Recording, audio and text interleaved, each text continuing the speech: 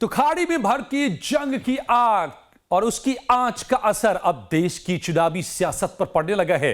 LPG gas cylinder के लिए लंबी लंबी लाइन और पेट्रोल पंपों पर तेल के लिए मारामारी ने चुनावी राज्यों में बीजेपी की सांसें अटका दी हैं। आम लोगों से सीधा जुड़ा होने की वजह से इसका बड़ा सियासी असर भी होना लाजमी है। लोगों की नाराजगी को कम करने के लिए अब केंद्र सरकार ने भी मास्टर स्ट्रोक चल दिया है। पूरे देश के साथ ही चुनावी राज्यों में गैस तेल की किल्लत को बड़ा सियासी और चुनावी मुद्दा बनता देख केंद्र सरकार ने पेट्रोल और डीजल पर एक्साइज ड्यूटी को कम कर दिया। पेट्रोल पर एक्साइज ड्यूटी 13 रुपए से कम करके 3 रुपए कर दिया, जबकि डीजल पर एक्साइज ड्यूटी को 10 रुपए से घटाकर 0 कर दिया गया है। एक्साइज ड्यूटी घटाकर केंद्र सरकार ने राज्यों में के ऊपर दबाव बना दिया है। बंगाल के मुख्यमंत्री ममता बनर्जी ने हल्दिया से उत्पादन होने वाले तेल और गैस को बाहर नहीं जाने देने की बात कहकर सियासी माहौल को गर्मा दिया। बीजेपी ने पलटवार करते हुए ममता से सरकार से राज्य में पेट्रोल डीजल पर एक्साइज ड्यूटी घटाने की मांग कर अब गेंद टीएमसी के पाले में डाल दिया है। তারপরে এটা শুল্ক কমানো মানে কি দাম কমবে? শুল্কটা কত পার্সেন্ট? লোকে পাক, এটা আমি চাই। লোকের অসুবিধা যাতে না হয়। গ্যাসটা কি হলো? 25 দিন আগে লোকের রান্নাঘরটায় আগে তো রান্না করবে, খাবে। পেট্রোল তো অ্যাভেলেবেল আছে আমাদের এখানে, আর গ্যাসও অ্যাভেলেবেল আছে।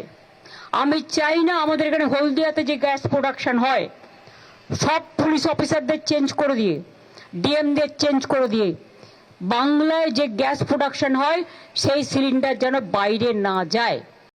आप सबको पता ही है पेट्रोल और डीजल की कीमतें सबसे ज़्यादा देश में पश्चिम बंगाल में ज़्यादा है, क्योंकि यहाँ जो स्टेट का एक्साइज है बहुत ज़्यादा जो है लोग लूटते हैं।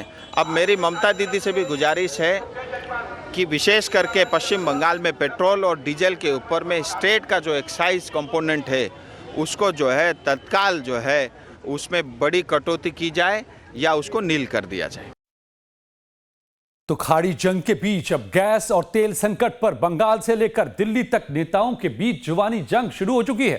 केंद्र सरकार विपक्षी राज्य सरकारों पर लोगों को भ्रमित करने का आरोप लगाकर चुनाव में बढ़त बनाने की कोशिश कर रही है, तो विपक्ष इस मुद्दे को लेकर केंद्र सरकार के खिलाफ पूरी तरह से मोर्चा खोलकर चुनावी मैदान में जोर शोर से इसका प्रचार कर रही है। मुझे लगता है ममता बनर्जी जी मॉरली डाउन है, इमोशनली डाउन है, और मतदाताओं के बीच में उनकी इमेज भी डाउन है, और मेल्ट डाउन उनका शुरू हो गया है, काउंटडाउन भी शुरू हो गया है। क्योंकि उल्टी गिनती जब शुरू हो जाती है तब ऐसे भ्रमित करने वाले बयान नेता देने शुरू करते हैं जो ममता जी दे रही हैं।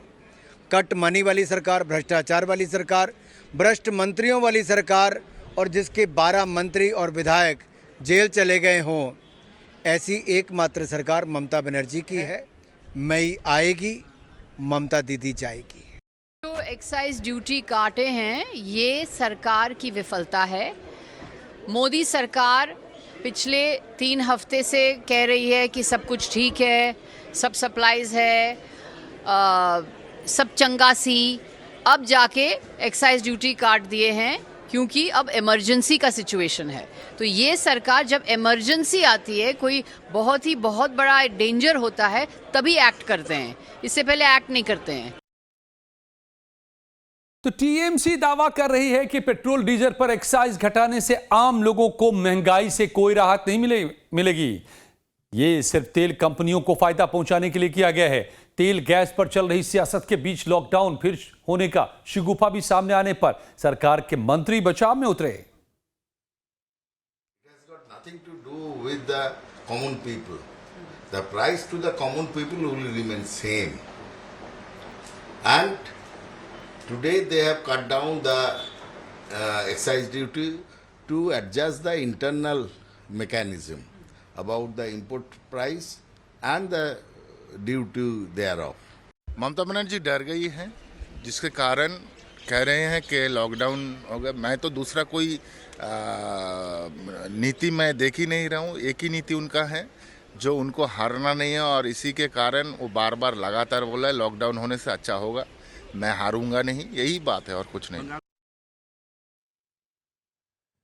तो विपक्ष का आरोप है कि केंद्र सरकार ने 5 राज्यों में चुनाव को देखते हुए पेट्रोल डीजल पर एक्साइज ड्यूटी घटाया है और उसे आम आदमी की परेशानियों से कोई मतलब नहीं है।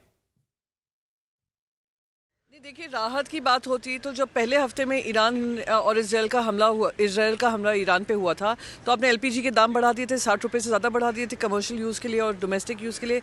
अब ये जो चुनावी मौसम बनता जा रहा है और देख रहे हैं किसी तरीके का प्रभाव पड़ेगा बढ़ती महंगाई को देखते हुए, इसलिए ये एक्साइज ड्यूटी कम की जा रही है। इससे ये ज़रूर होगा कि हाँ, जनता के ऊपर भार नहीं पड़ेगा, पर कहीं ऐसा ना हो 29 अप्रैल के बाद इस पर वापस एक्साइज ड्यूटी लगाना शुरू कर दें।